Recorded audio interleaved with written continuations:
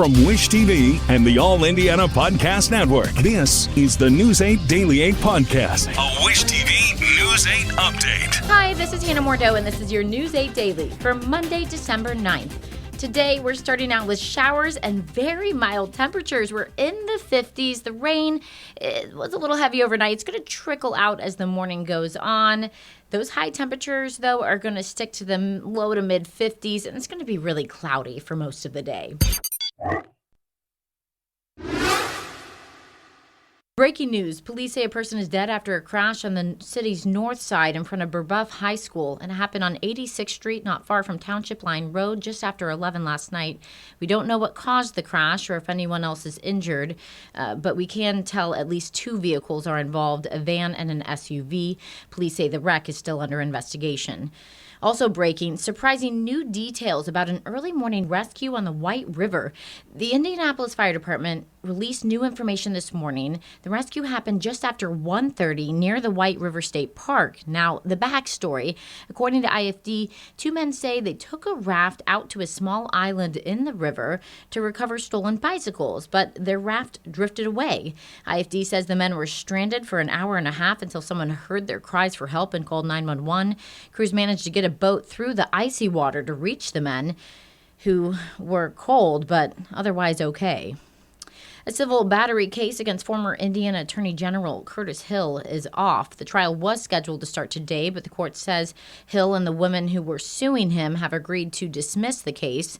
A former state lawmaker and three legislative staffers accused Hill of groping them and making lewd comments during a party in 2018. The women were seeking damages and a retraction of any defamatory statements. Hill has consistently denied the allegations.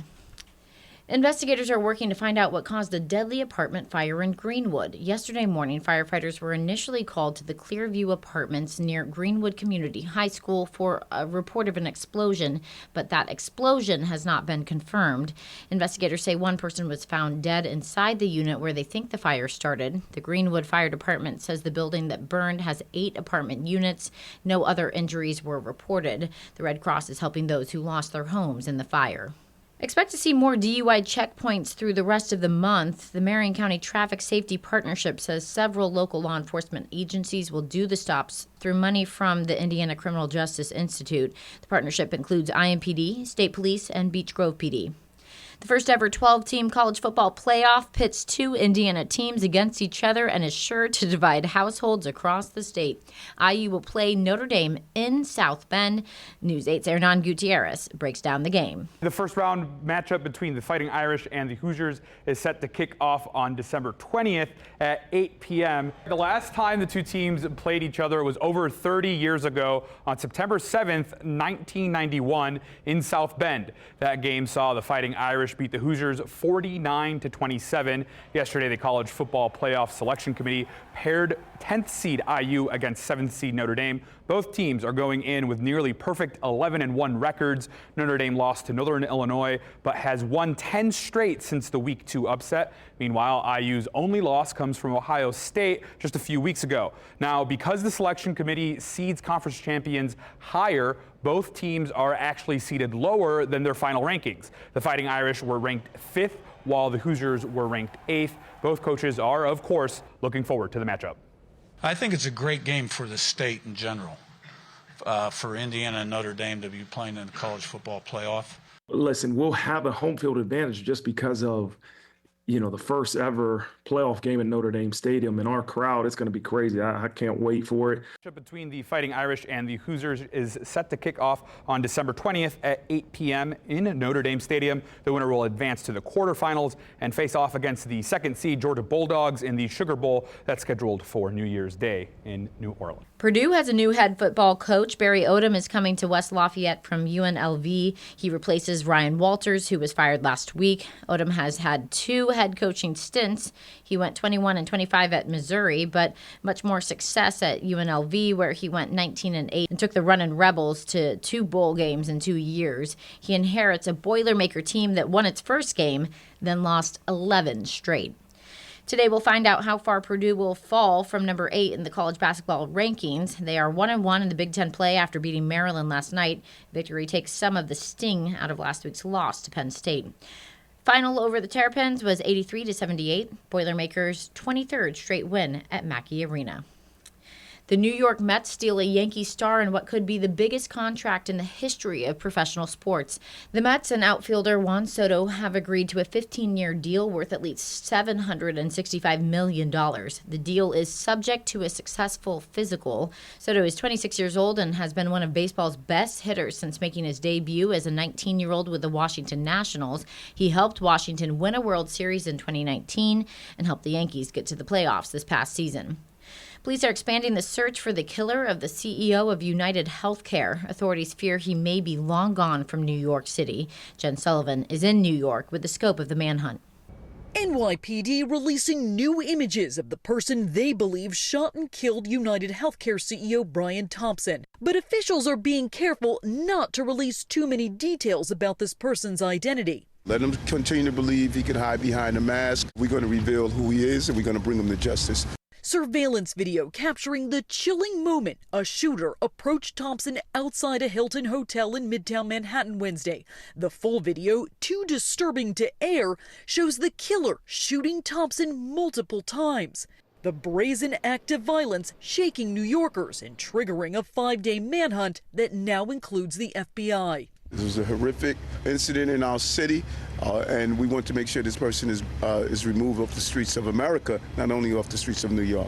NYPD now believe the suspected shooter may have left New York City by interstate bus, and they're working with other law enforcement agencies across the country to track down the suspected killer. We have video of him entering the Port Authority bus terminal. We don't have any video of him exiting. Friday, police found the backpack the suspected shooter was possibly wearing during the attack in Central Park, but the gun was not inside. Saturday, NYPD divers scoured a body of water in Central Park, hoping to find more clues, according to a law enforcement official.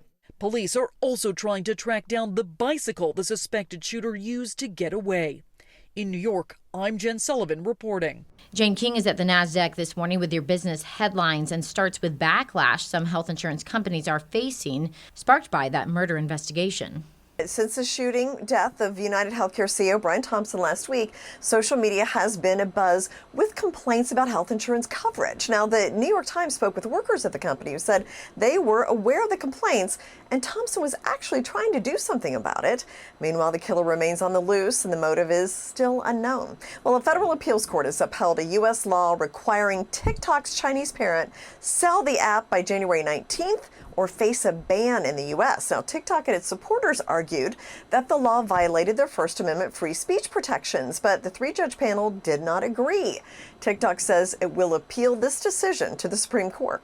And more Americans are turning their attention toward flexible college-free careers that can pay 6 figures.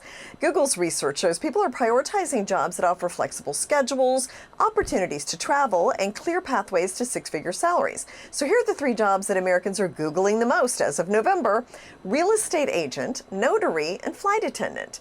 Google determined the rankings based on the top how to become queries. And finding childcare can be hard. Increasingly, it's so hard it's actually keeping some parents out of the workforce. New research from the Federal Reserve Bank of Chicago found the number of people who missed work, went part-time, or quit entirely because of a childcare issue has jumped 19% since the pandemic. Well, the S&P 500 and NASDAQ closed at records back on Friday. That monthly jobs report was stronger than expected, so that did boost stocks. And today, not a lot happening in the pre-market. We're pretty quiet, actually. Live from the NASDAQ market site, I'm Jane King. Back to you. Hip-hop icon Jay-Z is denying allegations of sexual assault that a woman says happened almost a quarter century ago when she was 13 years old. The alleged victim had already filed a lawsuit saying she was assaulted by Sean Diddy Combs and another celebrity at a party following the MTV Video Music Awards in 2000. Yesterday, the woman amended the lawsuit to name Jay-Z as the other celebrity. Jay-Z posted a long response to the social media of his company, Roc Nation. He calls the claim a blackmail attempt from the attorney representing the woman and also referred to the attorney as an ambulance chaser. Laura Trump, daughter-in-law of President-elect Donald Trump, says she will step down as the co-chair of the Republican National Committee. Laura Trump made the announcement in a post on X last night. She says she will formally step down at the RNC's next meeting. She's not said what her future plans will be. New on Daybreak, Russia has granted asylum to Syria's former president who fled the country after rebel forces took control of Syria's capital. The future of the country is not clear. Amy Kiley reports on the stake the United States and its allies have in the answer. What happens now in the aftermath of the Assad regime? U.S. interests in the Middle East hang in the balance after the fall of Syrian President Bashar al-Assad's brutal dictatorship. Rebel forces say they control the capital city of Damascus. An official source in Russia says Assad has taken refuge in Moscow. He'll be remembered as one of the most violent rulers in response to the uprisings that started in late 2010 in the Arab world. Analysts say the overthrow of Assad helps the U.S. This is good for the Syrian people. It is good for the region. It is bad for Russia and Iran, thus good for the rest of the world. The U.S. is taking steps to prevent a resurgence of ISIS during the transition. U.S. Central Command says the American military has struck more than 75 ISIS targets in Syria. Officials also are watching rebel leader Abu Mohammed al-Jawlani. Jawlani and his movement, HTS, fought the Islamic State, and while he is officially still on the terrorist list, we haven't seen any what we would consider terrorist activities out of that movement for a good deal of time. President-elect Donald Trump is urging the U.S. not to get involved with what's happening in Syria. President Joe Biden is pledging support for regional allies. It's a moment of historic opportunity for the long-suffering people of Syria. It's also a moment of risk and uncertainty. I'm Amy Kiley reporting. Taylor Swift's history-making concert run is done. Last night's show in Vancouver, Canada, closed out the 2-year Eras Tour. Swift performed in 51 cities across 19 countries, including 3 nights of shows here in Indianapolis. She told Friday's audience that she chose Vancouver to be her final stop because crowds have been generous, welcoming, and heartwarming. This has been your News 8 Daily from Wish TV. I'm Hannah Mordell. Watch us on wishtv.com and follow us on Facebook for updates. This is the News 8 Daily 8 podcast, a Wish TV News 8 update on demand. For even more, on demand and on the go, connect with Wish TV on Facebook at wishtv.com and on the free Wish TV mobile app. Thank you for listening, and be sure to like, subscribe, and follow this podcast for updates every weekday morning on the All Indiana Podcast Network and wherever you get your podcast.